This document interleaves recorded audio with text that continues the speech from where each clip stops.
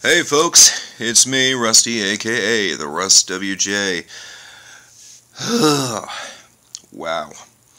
Have you ever had those, those times where you just like everything seems just to pile up at once and you don't seem to catch a breath, or the only time that you get to just chill and relax is time? Yeah, well, hey, it's bedtime. Alright, chillax. Chillax means sleep, get up the next day, and do it all again. That was all last week and been the better part of this week. Matter of fact, I think it sidelined me at the beginning of this week. A little bit of a last remainder of a cold popped up. Yay. Big fun.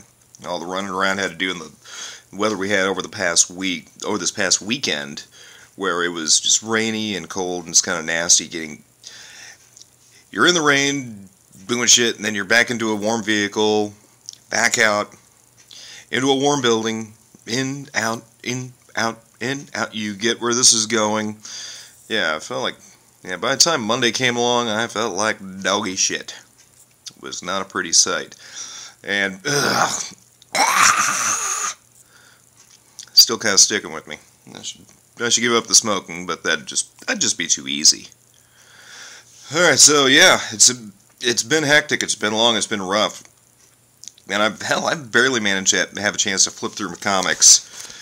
I flipped through a couple of them. I haven't had a chance to sit and read them in depth. But hey, plug this real quick. Less than a month away, playing at Comicon, folks. Kansas City. Look at that. Oh my, George Takei, Adam Baldwin. Yeah, the man they called Jane. Are you gonna go? Huh? You gonna go? You gonna go? You gonna go? Because I'm gonna go. It's gonna be fun. It's gonna be a party. It's going to be a big party at Bartle Hall. Please, everybody, if you're going to go, this is a message to all the geeks out there, please at least wear some deodorant. Nothing sucks more than being stuck at a booth. Well, not stuck at a booth, but a bunch of people crammed into one booth, and the dude next to you just doesn't really care about the personal hygiene, and you're trying to flip through stuff or look through stuff, and you're having to breathe through your mouth, and it's not pleasant. I'm just, just to be polite, not pleasant. Quite honestly, it's really fucking nasty, so please wear some deodorant. Yeah, you can tell I've been, lack of sleep, lack of downtime, I am being all sorts of harsh. So, like I said, I barely had a chance to flip through anything that I've picked up, but just a couple ones of note. Rocketeer Hollywood Horror Issue 1 from IDW.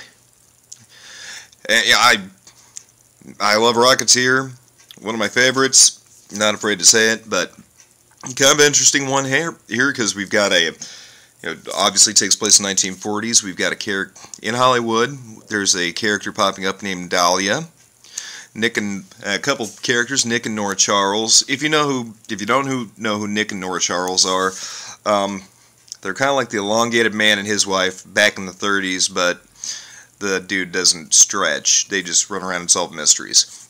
And a little bit of a Lovecraftian horror that might be popping up. So hopefully, the Lovecraft thing is starting to, depending on how it's done, it's either really good or really bad. And in some ways, it's just the dead horse that's being constantly beat.